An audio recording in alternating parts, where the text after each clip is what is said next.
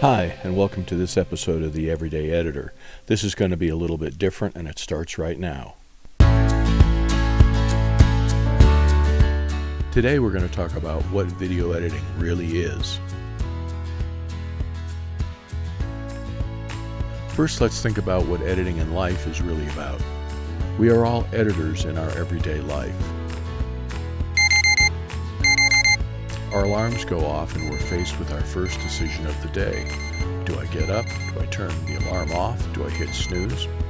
These are all decisions, and what are decisions? The word decide is related to all the side family of words: suicide, pesticide, herbicide, genocide, etc.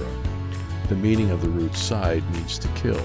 So when you decide, you're killing off all the other possibilities except what you decide to do. A dramatic way perhaps to think about it, but true. This is the first challenge for a video editor because the whole day is about making decisions. It's about making choices that by their very nature eliminate all the other possible choices they could make. Some people don't like that process. They go to a restaurant and say, "Oh, I'd like a good steak, but the fish also looks good. Maybe I'll just get a salad." It's great to see all the choices you have, but in the end you must decide. We have probably all experienced people who just don't want to decide. This is not an effective characteristic for a video editor. So I worked with an editor once who was never happy with the shots that he got to use. But all the other editors, we all got the same quality of video because we all were using the same pool of videographers at the station. And I don't know whether he wanted, a more cinematic look or what he was always upset about, but he just never seemed satisfied with the story that he edited.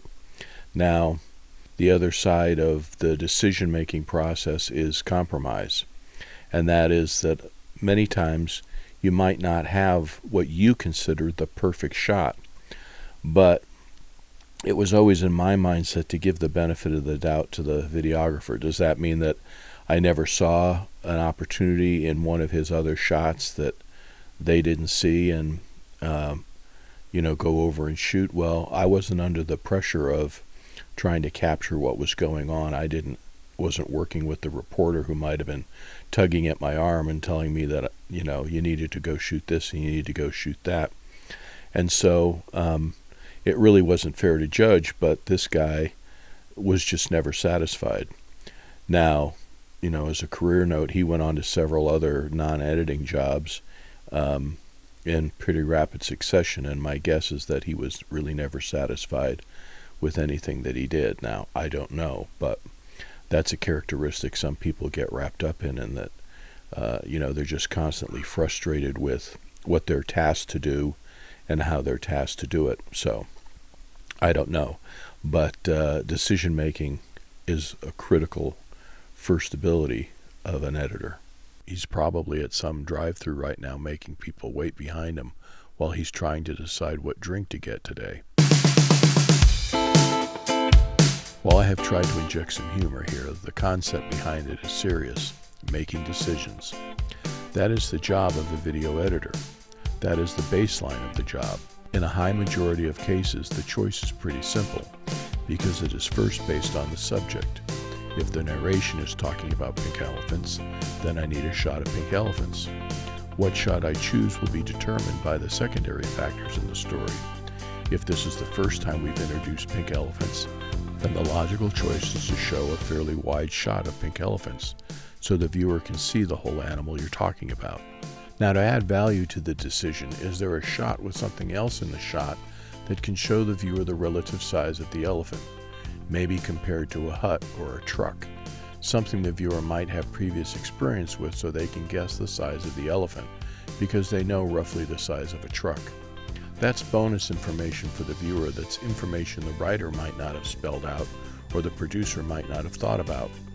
If the elephants have already been introduced and we've already seen the wide shot, then maybe it's time for an interesting detail like the eyes. Now, as an editor, I would look through the script and see if eyes are ever mentioned specifically, because then I might need to save that shot until then. So I pick a different shot. This decision-making process is behind every single shot you see. The end viewer sees the elephant and says, "Oh, I could have done that." but they are unaware of the decision-making behind it. That decision-making builds the motivation for the shot. The producer may see it and say, "There's a great shot of the eye," and I'll reply, "Well, I used that when you mentioned the eyes." "Oh," they'll say. A movie editor is given a script and the collection of scenes to tell the story in the script. Their job is to support the director's vision for the movie, while also trying to make sure the story the screenwriter was trying to tell is also there. It's possible there's also a producer who thinks the success of the movie revolves around the big-name actor they are paying, so their face time on the screen is also important, and the editor has to keep that in mind. All of these details add up quickly. For some people, I think you can understand why this would be exhausting, but it never was for me. It is rarely as simple as just showing a shot of pink elephants, however. So I have mentioned the science and art of editing. Decision-making can easily transcend both areas, especially if you find yourself needing to create something new. You need to understand how to do it. The script is talking about something that doesn't have an obvious visual reference. Information about real property is a critical and irreplaceable part of land ownership, investment, and development. So the bottom line, and at the end of the day, and whatever other English idioms you can throw at it, that is editing, decision-making. We do it all every day in our lives, in the decisions that we make. And to the viewer, our editing decisions should make the video they watch clear, entertaining, and effective, if that's the goal, of course. So editing is decision-making, but the decisions get multi-layered and more important as the story goes along. Hopefully you can see and understand this fundamental aspect of what video editing is. It's making decisions. Thanks for watching. We'll see you in the next podcast.